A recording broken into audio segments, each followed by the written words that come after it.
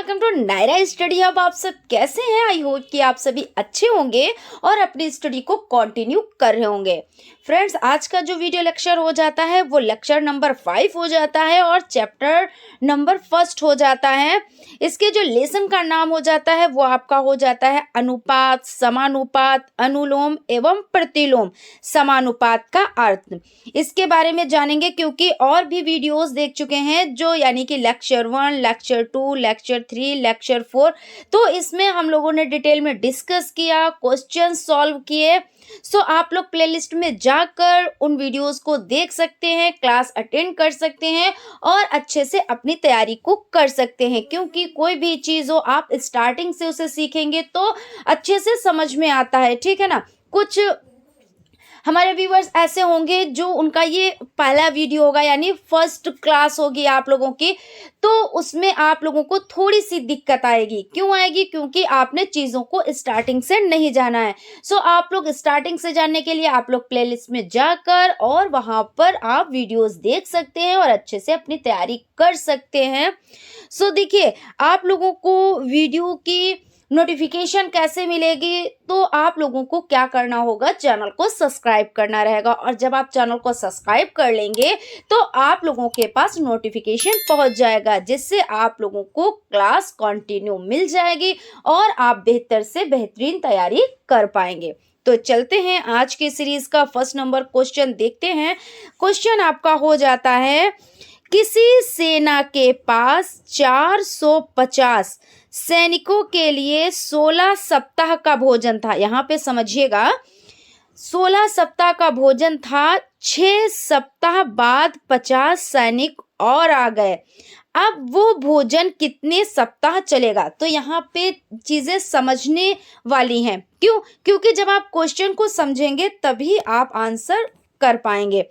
तो सबसे पहले हम कैसे लिखते हैं, जब स्टार्टिंग करते हैं तो किस तरह से स्टार्टिंग करते हैं।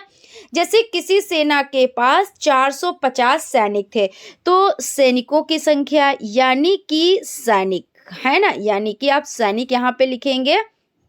उसके बाद आप लिखेंगे भोजन, और कब? तो सप्ताह में, है ना, यहाँ पे तो सप्ताह, तो आप क्या करेंगे, सप्ताह लिख देंगे, सप्ताह। ठीक है ना। अब यहाँ पे आप क्या करेंगे, आपको देखिए सैनिक की जगह पे कितने सैनिक है, तो 450 सैनिक है। कितने हैं? तो 450 सैनिक हैं। और भोजन की बात की जाए तो 16 सप्ताह का भोजन था। कितने सप्ताह का? तो 16 सप्ताह का। यहाँ पे लिख लेते हैं पहले, 16 सप्ताह का भोजन था। अब देखिए क्वेश्चन में कि 6 सप्ताह बाद, अब ऐसा तो है नहीं कि जब और सैनिक 6 सप्ताह के बाद आए हैं तो उससे पहले के जो सैनिक थे उन्होंने भोजन नहीं किया होगा, क्योंकि उन लोगों ने भोजन किया होगा और कुछ भोजन खत्म भी हुआ होगा। क्यों? क्योंकि भाई वो जो दूसरे सैनिक आए हैं वो 6 हफ्ते के बाद आए हैं, यानी 6 सप्ताह के बाद आए हैं। तो अब क्या करना रहेगा, कितने सैनिक आए हैं, तो 50 सैनिक, और पहले कितने थे, तो 450 सैनिक थे। तो यहाँ पे लिख लेते हैं 450 प्लस आपका हो जाता है 50, तो 450 प्लस 50 यानी 500 सैनिक हो जाते हैं।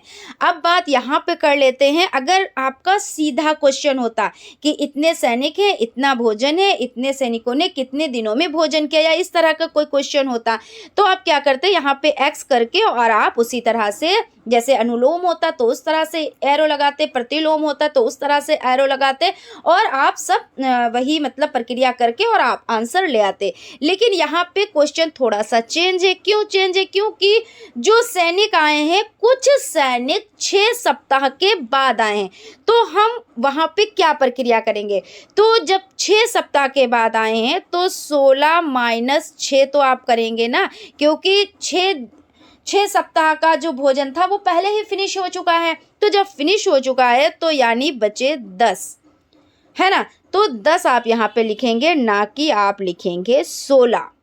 ठीक है, यहाँ तक चीज़ें समझ में आ गई। अब आपको देखिए यहाँ पे क्या नहीं पता है, तो यहाँ पे 50 सैनिक और आ गए, तब वो भोजन कितने सप्ताह तक चलेगा। कितने सप्ताह तक यानी पता नहीं है, तो जब पता नहीं चीज़ें होती हैं तो उसको क्या करते हैं, वहाँ पे एक्स लिख देते हैं। अब आप बताएं ये संबंध कैसा है, अनुलोम संबंध है या प्रतिलोम संबंध है। तो आपने क्वेश्चन जैसे ही देखा होगा वैसे ही आप समझ गए होंगे, जिन लोगों ने पिछली वीडियोस देखी है ना, तो वो लोग समझ गए होंगे कि ये संबंध कैसा है। क्योंकि देखिए जब लोग कम थे तो भोजन क्या हुआ, तो भोजन ज्यादा दिनों तक चला, लेकिन जब ज्यादा लोग हो गए तो वही भोजन क्या होगा, कम दिनों तक चलेगा। यानी एक चीज के बढ़ने पर दूसरी चीज घटती है, एक चीज के घटने से दूसरी चीज बढ़ती है, यानी वहां पे संबंध आपका कैसा हो जाता है, वहां पे संबंध आपका प्रतिलोम हो जाता है। और अनुलोम संबंध कहाँ पे होता है, जब एक चीज के बढ़ने से दूसरी चीज बढ़ती है और एक चीज के घटने से दूसरी चीज घटती है, तो वहां पे क्या होता है, अनुलोम संबंध होता है। और वहां पे एरो कैसे यूज करते हैं, जब आपका अनुलोम संबंध होता है तो एरो हम क्या करते हैं, एक ही तरफ एरो लगाते हैं, लेकिन जब प्रतिलोम संबंध होता है तो एक एरो आपका नीचे की तरफ और एक एरो आपका ऊपर की तरफ लगाया जाता है। ठीक है ना, यहां तक चीजें समझ में आ गई होंगी। अब देखिए स्टार्ट करते हैं, क्योंकि जब इस तरह का होता है क्वेश्चन, जैसे अनुलोम में दोनों को साथ में इसलिए लेकर चल रहे हैं जिससे आपका रिवीजन होता चले। अगर यहाँ पे मान लीजिए अनुलोम संबंध होता तो आपको जो नंबर्स हैं वो चेंज नहीं करने पड़ते, यानी हर को अंश और अंश को हर, ये तो हम बोल सकते हैं ना, क्योंकि जो ऊपर की संख्या होती है वो अंश होती है और जो नीचे की संख्या होती है वो हर होती है, यानी अंश को हर और हर को अंश नहीं करना होता है, जैसे का तैसा लिख देना होता है। लेकिन जब प्रतिलोम संबंध होता है तब क्या करते हैं, तब पहली संख्या यानी एक संख्या को तो हम क्या करते हैं, जैसे का तैसा लिख लेते हैं। अब जैसे का तैसे का मतलब है 450, यहाँ पे 450 है, हमने लिख लिया। फिर उसके बाद बटे में कितना लिखना होता है, लिखना है, तो यहाँ पे 500, ये हो गया आपका। उसके बाद बराबर का चिन्ह लगाएंगे और संख्या पलट देंगे, यानी एक्स को हर की जगह पे और हर को एक्स की जगह पे, यानी ऊपर एक्स और नीचे आपका जो ये 10 है ये हो जाएगा। अब क्या करेंगे, वज्र गुणन है ना, कैची गुणा, यानी इसको इससे गुणा करा देंगे और इसको इससे गुणा करा देंगे, यानी यहाँ पे आपका हो गया 450 गुणा आपका 10 हो जाता है। और आपका देखिए यहाँ पे समझिए x और गुणे आपका 500 हो जाता है। ठीक है ना, अब क्या करेंगे, अब x यहाँ पे है और ये 500 है, तो हम इधर ले आएंगे, तो क्या करेंगे 450 गुणा 10 और बटे में, क्योंकि जब ये संख्या इधर बराबर के दूसरी तरफ जाती है तो अगर गुणे में संख्या होती है तो वो कहाँ पे हो जाती है, तो वो बटे में हो जाती है। तो यानी आपका 500 यहाँ पे हो जाता है और x तो आपका बराबर में रहेगा ही। अब एक जीरो से एक जीरो कट गया, एक जीरो से एक जीरो कट गया, 5 एकम 5, 5 नवा 45, 5 नवा 45, यानी x का मान कितना निकल कर आ गया, तो x बराबर आपका 45, x बराबर कितना निकल कर आ गया, तो 45, यानी कि भोजन यानी सप्ताह में कि कितने सप्ताह तक, तो आपका 45, यहाँ पे x बराबर कितना हो जाता है, तो यहाँ पे लिख देते हैं 45। आई होप आप लोगों को समझ में आ गया होगा। ठीक है ना, 45 सप्ताह। नेक्स्ट क्वेश्चन की तरफ चलते हैं। क्वेश्चन आपका हो जाता है, यहाँ पे आप देख सकते हैं क्वेश्चन 5:9, 2:7 तथा 3:10 का संयुक्त अनुपात ज्ञात कीजिए। तो इसको आप कैसे करेंगे, तो 5:9, आप 5:9 को कैसे लिख सकते हैं, तो आप कुछ इस तरह से लिख सकते हैं। देखिए यहाँ पे 5:9 और आपका कितना है 2:7 और कितना है 3:10। इसको लिख किस रूप में सकते हैं, तो 5/9 ऐसे लिख सकते हैं ना आप। और कैसे आप लिख सकते हैं, आप लिख सकते हैं 2/7 ऐसे लिख सकते हैं और 3/10 इस तरह से लिख सकते हैं ना। अब देखिए आप ये कट जाएंगे नंबर्स, जितने नंबर्स कट जाते हैं आप उतने नंबर्स काट दीजिए। ठीक है ना, तो आपका देखिए 3 एकम 3, 3 तिया 9, यहाँ पे कट गया ना, 3 एकम 3, 3 तिया 9 कट गया। उसके बाद नेक्स्ट देखते हैं 5 एकम 5 और 5 दूना 10, यानी 2 से कट गया ना। उसके बाद यहाँ पे देख लेते हैं, देखिए 2 और ये 2 से कट गया, सब कट गया। अब बचा कितना आपका, ये 3 बचा और ये 7 बचा, यानी जो आपका नंबर बचा तो 3 गुणे 7, और ऊपर कितना बचा तो 1 बचा, है ना। तो ऊपर ये देखिए आपका 1 बचा, तो कितना हुआ 3 सत्ते 21, कितना बचा तो 3 सत्ते आपका 21 और आपका ऊपर 1 है तो इसलिए 1, यानी कि आपका 1/21 आंसर निकल कर आ जाता है, ठीक है ना।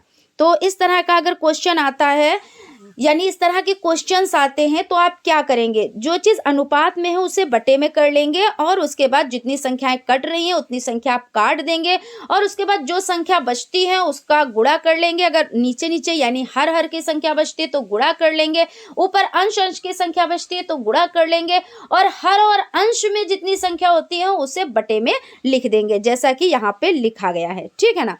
तो आई होप ये भी आपको क्वेश्चन समझ में आ गया होगा। अगर कहीं पे कोई डाउट है, कोई कंफ्यूजन है, तो आप कमेंट बॉक्स में कमेंट कर सकते हैं।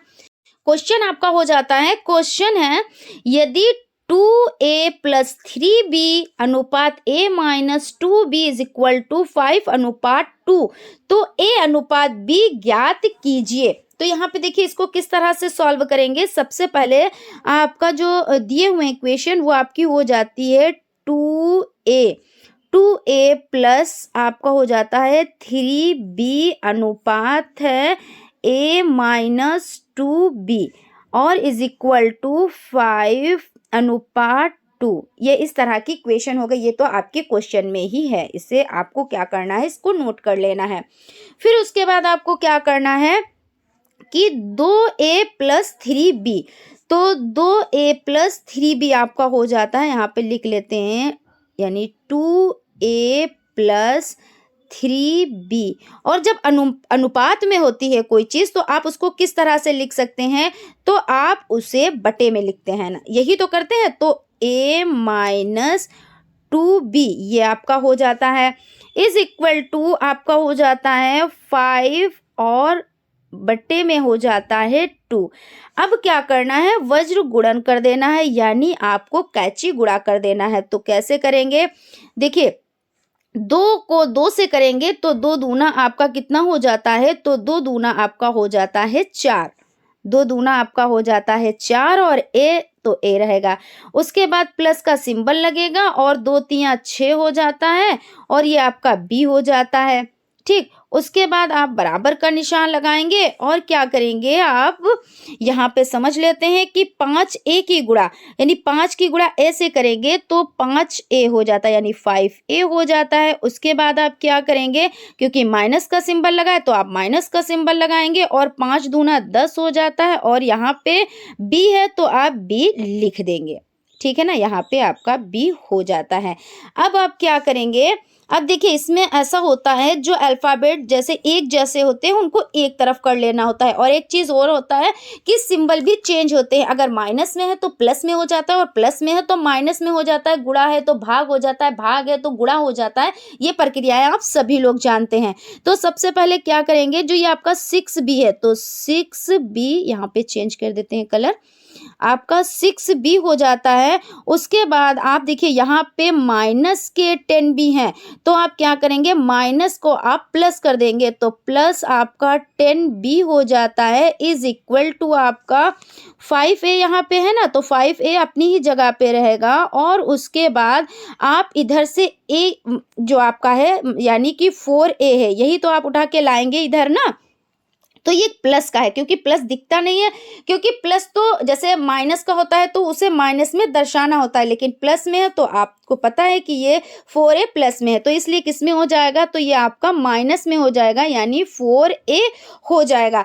अब क्या करना है आपको, देखिए ये प्लस में है तो इसको प्लस ही तो आप करेंगे ना, प्लस करेंगे तो आपका 6b और 10b टोटल कितना हुआ आपका, तो 16b हो जाता है। आपका कितना हो जाता है, तो 16b आपका हो जाता है = 5a - 4a, यानी 5a में से 4a जाता है तो एक ही ए तो बचेगा। आप चाहें तो एक ए ऐसे ए लिख सकते हैं, लेकिन बात तो एक ही है, ये ए वन टाइम ए है तो आप ऐसे लिख सकते हैं।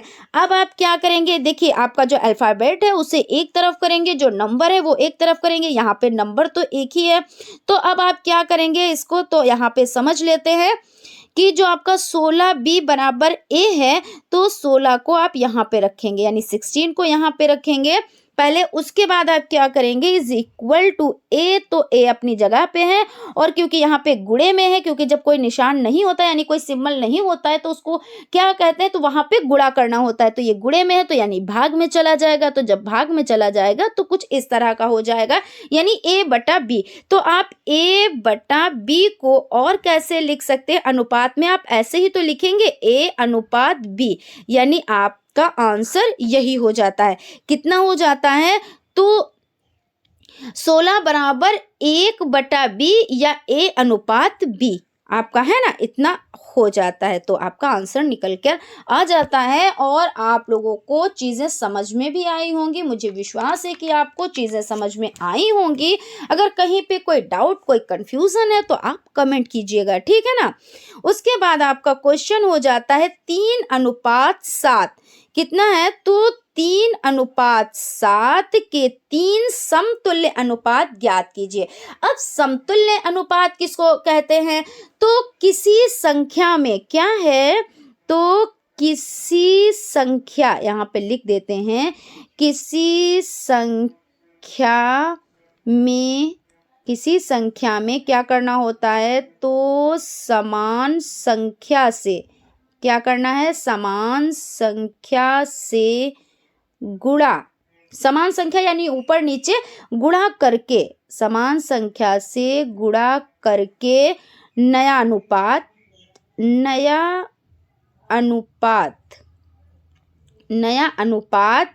बनाते हैं, तो उसे क्या कहते हैं, तो उसे कहते हैं समतुल्य अनुपात, या आप ऐसे कह सकते हैं वो समतुल्य अनुपात कहलाता है। यानी किसी संख्या में समान संख्या से गुणा करके नया अनुपात बनाते हैं, वो समतुल्य अनुपात कहलाता है। अब इसको कैसे करना है, देखिए यहाँ पे आपको जो संख्या दिए हुए हैं, तो संख्या कौन सी दिए हुए हैं, 3:7। कौन सी संख्या दिए हुए हैं, तो 3:7, ये आपकी संख्या हो जाती है। यहाँ पे चेंज कर देते हैं कलर, 3:7 ये आपकी संख्या है। अब आप इसको किस तरह से लिख सकते हैं, आप इस तरह से भी तो लिख सकते हैं ना, 3/7। अब इसको ऊपर नीचे से गुणा करेंगे, देखिए आप 2 से अगर आप इसको गुणा करेंगे तो आपको कितना क्या प्राप्त होगा, 3 दूना 6 और 7 दूनी 14, यानी कि 6/14 संख्या आपको प्राप्त हो गई। अब आपको कितनी संख्या इसमें कहा है, तो इसमें संख्या आपसे जो डिमांड की गई है कि 3 समतुल्य संख्या ज्ञात करनी है, तो 3 संख्या ये आपकी फर्स्ट हो गई। अब आप सेकंड यहाँ पे देख लें, तो 3/7। अब इसमें देखिए ऊपर नीचे से आप अगर एक ही नंबर से करना होता है, जैसे आपने 6 से कर लिया, ठीक है ना, तो आपको यहाँ पे जो संख्या प्राप्त हुई, तो 3 छक 18 और आपको 7 छक 42 ये संख्या प्राप्त हो गई। ये कितनी संख्या, 2 संख्या हो गई। अभी भी आपकी एक संख्या बाकी है, यानी डिमांड कितनी की थी, तो 3 संख्याओं की डिमांड थी आपकी। तो यहाँ पे फिर से आप 3/7 और गुणा आप किसी भी संख्या से कर दें तो आप 7 से यहाँ पे कर दें, ठीक है ना। तो 7 त्रिक आपका कितना हो जाएगा, तो 7 त्रिक 21 हो जाएगा और 7 सत्ती 49 हो जाएगा, ठीक है ना। तो यहाँ पर आपको तीनों संख्याएं प्राप्त हो गई, ठीक है। चलते हैं नेक्स्ट क्वेश्चन की तरफ। नेक्स्ट क्वेश्चन देख लेते हैं। क्वेश्चन आपका हो जाता है, यहाँ पे समझ लीजिए कि जो आपका क्वेश्चन है वो है, क्या 15, 24, 35 तथा 56 समानुपाती हैं। मतलब यहाँ पे ये आपसे पूछ रहे हैं, संख्या भी दिए हैं और कह रहे हैं कि आप इसको बताएं कि क्या ये समानुपाती है। तो हम इसको देखते हैं कि ये समानुपाती है या नहीं है। तो किस तरह से हम इसको देखेंगे, तो सबसे पहले आप समझ लें समानुपाती जो होता है वो चिन्ह कैसा होता है। समानुपाती जो आपका चिन्ह हो जाता है वो देखिए इस तरह का होता है, और अनुपात का चिन्ह कैसा होता है, चेंज कर देते हैं इसमें कुछ, देखिए किस तरह से होता है, तो इस तरह से होता है। और अगर अनुपात का चिन्ह कैसा होता है, तो अनुपात का आपका हो जाता है ये 2 बिंदियां, और समानुपाती चिन्ह यानी 4 बिंदियां हो गई ना। अब जैसे आप किसी नंबर्स को दर्शा रहे हैं, जैसे A अनुपात B और समानुपात आपका C अनुपात D। अब इसको देखिए क्या कहते हैं, बाह्य पद। ये जो 2 पद हैं इनको क्या कहते हैं, बाह्य पद, और आपके ये 2 पद हो जाते हैं तो इनको क्या कहते हैं, मध्य पद कहते हैं। इन सब चीज़ों पर डिटेल में डिस्कस कर चुके हैं। अब यहाँ पे समझ लेते हैं कि जो अनुपात में होते हैं उनको किस तरह से लिखते हैं।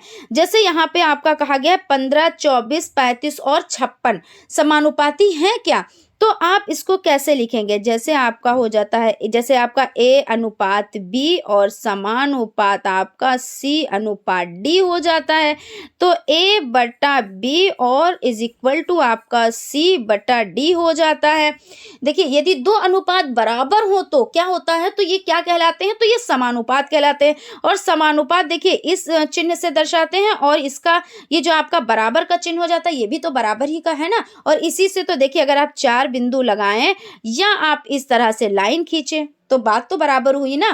तो अब यहाँ पे हम लोग समझ लेते हैं, जो आपका क्वेश्चन पूछा गया है उसको समझ लेते हैं कि यहाँ पे आपका क्या पूछा गया कि 15, 24, 35 तथा 56 समानुपाती हैं क्या।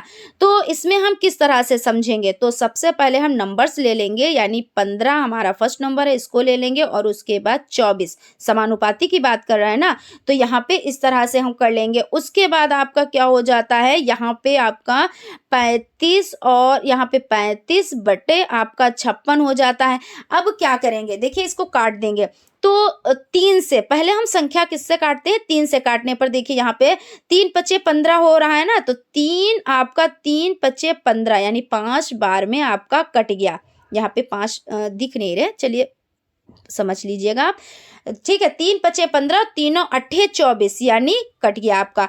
फिर उसके बाद जो नेक्स्ट नंबर है उसको देख लेते हैं, 35 है और 56 है। ये लगभग किससे जाएगा, तो लगभग देखिए 7 से कट जाएगा, 7 पच्चे 35 है ना, और 7 अट्ठी 56, 7 अट्ठी 56 यानी देखिए आपका 5/8 यानी 5/8, और आपका यहाँ पे कितना निकल कर आया है, तो 5/8। तो यानी कि ये समानुपाती है, तो आप इसका सिंबल लगा सकते हैं। हमने ये सिंबल इसलिए यहाँ पे लगाया कि हमको ये चेक करना है कि क्या ये समानुपाती है, यानी क्या ये समानुपाती है। अब निकल कर आया है कि हाँ ये समानुपाती है, तो हमने सिंबल लगा दिया। तो अब इसको कैसे आप लिख सकते हैं, लिख सकते हैं आप इज इक्वल टू, आप यहाँ पे लिख सकते हैं इज इक्वल टू 15, 24, 35 और आपका 56 समानुपात में है ना। आप इसको इस तरह से लिख सकते हैं। अब देख लेते हैं एक क्वेश्चन और आपका है, वो देख लेते हैं। यहाँ पे नोट नहीं है हम, लेकिन क्वेश्चन आपको बताते हैं कि क्वेश्चन आपका हो जाता है कि यदि x अनुपात 7 समानुपात 20 अनुपात, यहाँ पे 20 है, 20 अनुपात 28 हो तो x का मान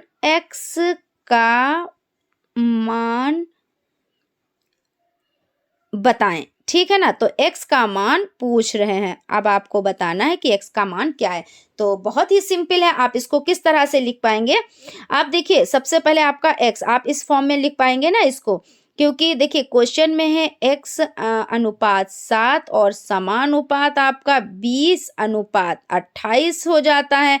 तो आप इसको कैसे लिखेंगे, तो x बटा आपका 7 हो जाता है इज इक्वल टू 20, और आपका हो जाता है यहाँ पे 28, ऐसे तो हो जाएगा ना, x/7 बराबर 20/28। अब आप इसका वज्र गुणन यानी कैची गुणा कर देंगे, तो कैसे कर, यहाँ पे आपका x गुणे 28 हो जाएगा, कितना हो जाएगा, तो x गुणे 28 लिख देते हैं, x आपका गुणे 28 हो जाता है, बराबर आपका है 20 गुणे आपका 7 हो जाता है, ठीक है ना।